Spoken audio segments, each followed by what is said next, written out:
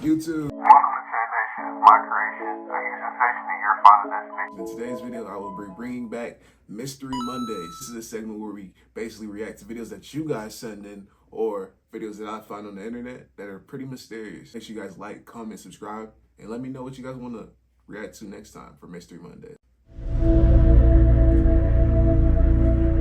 All right, so first up, it says, can anyone tell us what this is caught on camera? A ring camera. Let's see what we got. Stop it. That's not real. Come on. Fair. Cold cases solved Alright, let's see. Horrific cold cases solved in 2024. in 2024. In 1975, 3 girls aged 11, 13, and 14 hitched a ride home. They hopped in a station wagon with an unknown male at around 10:45 p.m. When they got near their destination, he pulled out a gun and took the scared girls to a nearby cornfield. He violated one of the girls. He then tried to end the lives of all 3 by slashing and stabbing them. The girls were smart and played dead, and the unknown male fled the scene. The girls went to get help. All 3 survived. A sketch was developed, but no arrests were ever made. The case was reopened in 2018. Genetic genealogy testing helped authorities finally identify the man as Thomas Edward Williams. He died in a Texas prison in 1983 when he was 49 years old. All 3 victims are still alive, and we're grateful to get some justice even after almost 50 years. Cold cases. Sickening. No, straight sickening. It's disheartening to even hear some people have to go through and deal with stuff like that. I don't know what you be like. What compels a human being just to break like that, to snap? Whatever, man. We're off to a little bumpy start, you feel me? But we're gonna keep it going. Mystery Mondays. Are you familiar with the Dyatlov Pass story? In the 1950s, there were these hikers, these incredibly talented hikers. There was 9 of them. They needed to go through a fairly treacherous route up into the Ural Mountains, and they stopped halfway in the middle of this mountain, and they weathered the most horrific snowstorm ever. But at some point in the middle of the snowstorm, the hikers cut their tents open from the inside, and they walked down the mountain where there was this gaggle of trees. We don't know what they did down there, but 3 of their bodies were found up in the trees, and there were all these scratch marks on the base of the tree. Then the footsteps continued about a half mile to this cave where they found the rest of the hikers, and all of them were deceased, and several of them had pieces of their face. They looked like they had been bitten off, and some of them were radioactive, like their skin was radioactive, their clothes were radioactive. No clue what happened to them. The Soviet government, they investigated, and then their conclusion was an unknown, unnatural force killed them. Case closed. That is incredible. Are you familiar with the Dyatlov Pass story? Do you guys believe in Bigfoot? I know it's crazy. Nah, for real.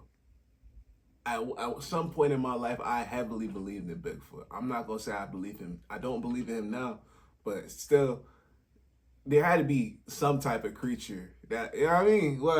I might be tweaking. It might be something in this coconut water. But did you guys want one? I got some extra in the fridge. If you guys want a coconut water, listen, I got you guys. You know what I'm saying? You guys need to replenish your energy, your electrolytes. You feel me? A little hydration. I got you. Make sure you hit that like button. Let's keep going.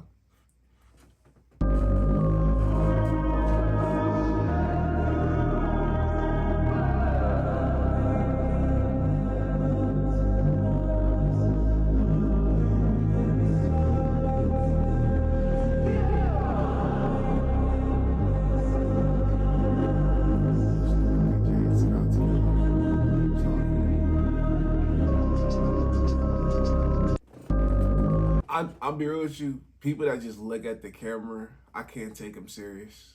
Like, what are we doing? Like, why are we having right now, me and this person are having a moment, and I don't, bless me. But, I don't know what's going on right there. But, let's get to the next one.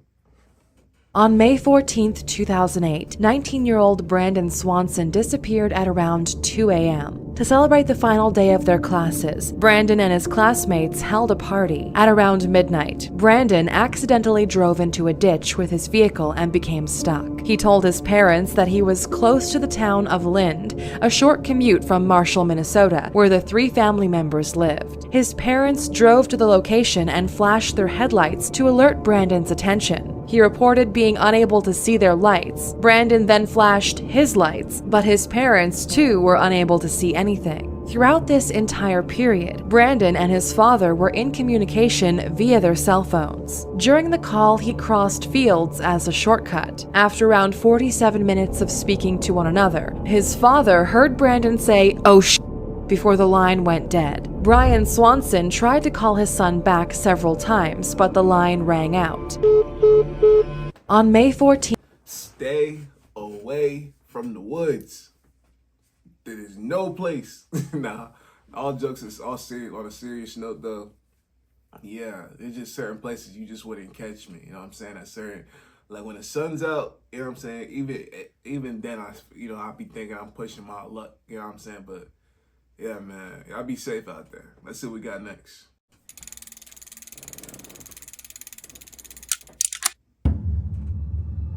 Kevin Wynn, who was 25 at the time, went missing in the early hours of December 9th, 2018. His family said he was kicked out of a bar called the Brass Rail on Broadway after an altercation, and that's the last they've seen or heard from him. Family, friends, and strangers have been hoping to find him or hear from him ever since. The following Sunday, nearly 150 volunteers and family members gathered at Lakeside Park to continue the search. The family searched the banks of the St. Joseph and St. Mary's rivers, and also the area around the Brass Rail. The following Thursday, they found his glasses broken in the parking lot of the bar. Kevin's family stated that his vision was very bad, and the fact that his glasses were broken and left behind was a very bad sign, and there's no way he'd be able to make his way around without seeing. Management at the bar told the family that Kevin had entered the bar 4 times the night he went missing. There's an Arby's down the road from the bar that had given the family 2 videos. They show Kevin walking by the restaurant alone, one around 1:40 in the morning, the other around 2:45 in the morning. The Brass Rail has given their surveillance video to detectives, but after 2 long years with no word, the family has become less hopeful. Many people believe he had broken his glasses and without his vision simply stumbled into the river and drowned. But if this were the case, the body would have been found during the multiple searches of the river, or at the very least, the body would have been washed up somewhere by now. In 2002, Michaela Lawrence, who was 12... I'm starting to notice a little pattern with like a lot of these missing cases. Or like these incidents, and just in general, it always kind of lies around between a person being intoxicated off of something, or just being like, you know what I'm saying? Like, and it's, I guess in my eyes and the way I see it, it's cool every now and then, you know what I'm saying? Just to have a little time to, dabble in your guilty pleasures, you feel me?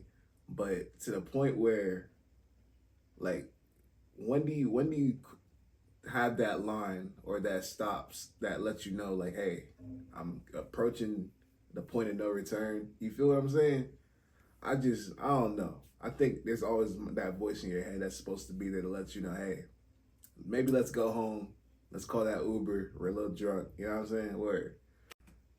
12 at the time, and her entire family received news that her father had been in a fatal car accident. His body was barely recognizable from the wreck. The family, of course, opted for a closed casket funeral. A few weeks after the funeral, things started appearing in the mailbox of the Lawrence household. Small packages with Michaela's name written on them. The packages would come once every few weeks. The first package was a small knick-knack type item. It was a decorative model glow-up Big Ben clock statue. It was a familiar piece that Michaela's mother recognized from the house somewhere. A few weeks later, another package came. This package contained an old antique stopwatch from the 50s. It didn't work anymore, but once again, it looked familiar to Michaela's mother. None of the packages said who they were from or where they came from. A few more weeks later, on Michaela's 13th birthday, a card in an envelope ended up in the mailbox, and written on it was Michaela's name again. The card was a happy birthday card, but once again, the mother recognized this card and the handwriting was familiar. It was the handwriting of her thought-to-be deceased husband, but it was a card that the couple had given to their daughter years ago, and it was signed Love Mom and Dad. This confirmed her suspicions that the items that had been arriving in the mail were possessions from the house, those of her husband's. She tried to check the safe in the bedroom closet to see if anything was missing, but mysteriously the safe combination no longer seemed to work no matter how many times she tried. She tried going to the police about the packages at her house, but police couldn't do anything except advise to install some kind of security system. To this day, it's not known who sent the packages or how whoever sent them got a hold of them. Nah, that's mysterious. That's the type of mysterious we're looking for right there, chat. If you guys want to go ahead and do some more Mystery Mondays, make sure you guys like this video, comment down below that you guys enjoy it, and I'll catch you guys in the next one. Peace.